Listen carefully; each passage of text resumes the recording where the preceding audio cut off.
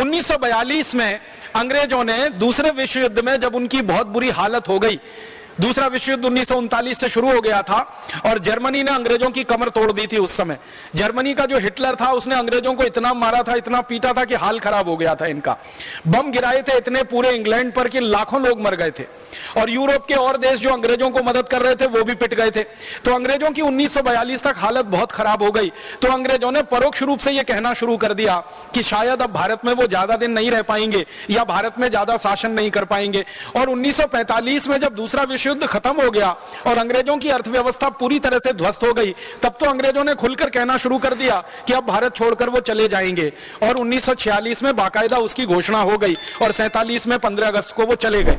लेकिन जब 42 से अंग्रेजों का ये मन बन गया कि उनको भारत से चले जाना है, छोड़ देना है, तो उन्होंने भारत के नेताओं से बिना बताए हुए ट्रांसफर ऑफ पावर की बात करना शुरू किया। और उन नेताओं में बहुत महत्वपूर्ण उनके लिए जिन्ना था और जिन्ना को फिर से उन्होंने यही बात समझाना कि अलग पाकिस्तान ले लो, अलग देश ले लो, तुम प्रधानमंत्री हो जाओगे, तुम ऐसे हो जाओगे, और ये सब चलना हो गया और आगे ये बढ़ता चला गया। अंत में ये हुआ, महात्मा गांधी एक बड़े नेता थे उस समय आजादी के आंदोलन के, उन्होंने एक संकल्प ले रखा था, वो ये कि भारत का बंटवारा होगा नहीं किसी भी कीमत पर। और महात्मा गांधी ने पूरे देश में यह ऐलान कर दिया था कि भारत बटेगा नहीं, भारत एक रहेगा, अखंड रहेगा। अगर भारत का बंटवारा कोई करना चाहता है तो उसको दिन में सपने देखना बंद कर देना चाहिए, मैं होने नहीं दूंगा। और एक दिन तो इतनी कठोर बात कही उन्होंने कि भारत का बंटवारा बाद में होगा, पहले मैं मरूंगा और मेरी लाश पे भारत का बंटवारा होगा। तो गांधी जी ने यह ऐलान कर रखा था। और आपको शायद मालूम है यह बात कि भारत के करोड़ों नागरिक गांधी जी के साथ थे, तो करोड़ों लोग भी गांधी जी के संकल्प के साथ थे, हिंदू हो मुसलमान हो, सब लोग गांधी जी के साथ कहते थे कि हमें भी भारत का बंटवारा नहीं कराना है। तो माउंटबेटन नाम का एक आदमी भेजा गया इंग्लैंड से, और उसको इसलिए भेजा गया कि वो जाकर भारत का बंटवारा कराने में मदद करे। और माउंटबेटन को भारत में अंग्रेजों का आखिरी वॉयसराय माना जाता है, आखिरी गवर्नर जनरल माना जाता है। उसने आके जो गोटियां बिछाई उसके आधार पर भारत के बंटवारे की पृष्ठभूमि तैयार हुई। उसने क्या किया, जिन्ना को और ज्यादा राजनीतिक महत्वाकांक्षा से प्रेरित करा के एकदम से पक्का खड़ा कर दिया कि हमको तो पाकिस्तान ही चाहिए। तो बातचीत शुरू हुई और उस बातचीत में जो अंदर के दस्तावेज हैं जो मैं आज आपसे कहना चाहता हूं वो ये कि जिन्ना एक बार महात्मा गांधी से मिलने गया। महात्मा गांधी ने जिन्ना को पूछा, भाई तुमको क्या चाहिए? कि पाकिस्तान चाहिए। क्यों चाहिए? मुझे प्रधानमंत्री होने का है, अलग मुसलमानों का देश बनाने का है। तो महात्मा गांधी ने कहा कि भारत के मुसलमान तो चाहते नहीं कि अलग पाकिस्तान बने, वो तो तुम्हारे साथ है नहीं। तो जिन्ना ने कहा कि नहीं, मेरे साथ बहुत मुसलमान है। तो गांधी जी ने कहा कि देश में एक जनमत संग्रह करा लो। तो जिन्ना उस बात से पीछे हट गया। फिर गांधी जी ने बड़े प्रेम से समझाते हुए कहा कि तुमको प्रधानमंत्री ही होना है ना, तो भारत के हो जाओ, इसमें क्या बुराई है, लेकिन देश तो एक रहे, देश तो नहीं टूटे। तो जिन्ना तुरंत तैयार हो गया और गांधी जी को लगा कि इसकी यही कमजोरी है कि ये प्रधानमंत्री होना है इसको। अब जिन्ना ने जब ये मान लिया कि मैं प्रधानमंत्री हो जाऊं, तो उसने कहा फिर भारत नहीं बंटवारा मुझे करना, फिर भारत को नहीं तोड़ना, माने प्रधानमंत्री पद चाहिए। अब जिन्ना के सामने जो व्यक्ति थे प्रधानमंत्री पद के उम्मीदवार, वो थे पंडित जवाहरलाल नेहरू। और उन्होंने एक ऐसी कड़वी बात कह दी जिसमें सारे देश की दिशा बदल गई। मैंने आपसे कहा था, बहुत ध्यान से इस बात को सुनिएगा, कि थोड़े से किसी क्षण विशेष पर हम एक मामूली सी भूल करते हैं और वो देश के लिए पूरा इतिहास बदल देती है। जब नेहरू जी के सामने ये बात आई कि जिन्ना प्रधानमंत्री बनने के लिए बात कर रहा है और वो देश का बंटवारा नहीं चाहता, तो गांधी जी ने संदेशा भिजवा दिया कि ठीक है, जिन्ना को प्रधानमंत्री स्वीकार कर लेने में कोई गलती नहीं है, अगर देश टूटने से बचता है तो इसको प्रधानमंत्री स्वीकार करने में कोई दिक्कत नहीं है। नेहरू जी ने एक बहुत कड़वा वाक्य कहा। परम पूजनीय स्वामी जी हम लोगों को बार बार ये कहते रहते हैं और मैं इस बात को विशेष रूप से ध्यान से सुनता हूं कि भाषा का प्रमाद नहीं होना चाहिए, बोली में प्रमाद नहीं होना चाहिए, और वो प्रमाद नेहरू जी की बोली में आ गया। नेहरू जी ने पब्लिक एक स्टेटमेंट कर दिया, पूरे देश की जनता के सामने उनका बयान आ गया कि मैं मोहम्मद अली जिन्ना को अपने कैबिनेट के मंत्रिमंडल के चपरासी के रूप में भी नहीं देख सकता।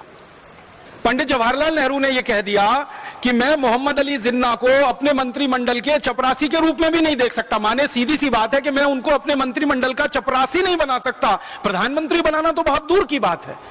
और यह बात जिन्ना के दिल में तीर की तरह से चुभ गई और जिन्ना ने फिर कहा कि अब तो मैं पाकिस्तान बना के ही रहूंगा, चाहे जो हो जाए। और यही अंग्रेज चाहते थे।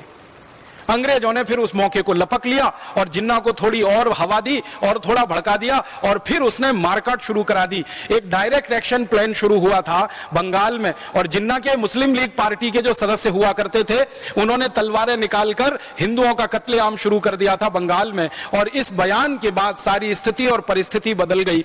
महात्मा गांधी बहुत कोशिश करते रहे कि किसी तरह से बात बन जाए, लेकिन वो बात नहीं बनी और जिन्ना उसके बाद फिर माना नहीं और गांधी जी को मिलने भी नहीं आया। फिर उसने कहा कि पंडित जवाहरलाल नेहरू कहते हैं कि मैं उनके मंत्रिमंडल का चपरासी बनने लायक नहीं हूं, तब तो सवाल ही नहीं उठता, अब तो मैं नया देश बना के ही रखूंगा और उसका प्रधानमंत्री बन के दिखाऊंगा। अच्छा, जिन्ना का जो एक डॉक्टर था जो उसका इलाज करता था, उस डॉक्टर ने कोई सूचनाएं लोगों को भिजवाई थी और कांग्रेस के कई बड़े नेताओं को यह जानकारी दी थी कि यह जिन्ना ज्यादा दिन का मेहमान नहीं है, इसको बोन टीबी हो गई है, ये 2-4-6 महीने जिंदा रहेगा, उसके बाद मर जाएगा, इसको प्रधानमंत्री अगर बनाना है तो बन लेने दो, देश तो एक रहेगा, बंटवारा नहीं होगा। लेकिन किसी ने उस डॉक्टर की बात पे ध्यान नहीं दिया और अंत में फिर वो हुआ।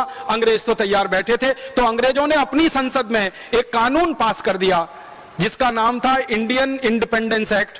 और इस कानून की परिभाषा में यह तय किया गया कि इस कानून के पास होते ही भारत के 2 हिस्से हो जाएंगे, एक भारत रहेगा, दूसरा पाकिस्तान हो जाएगा।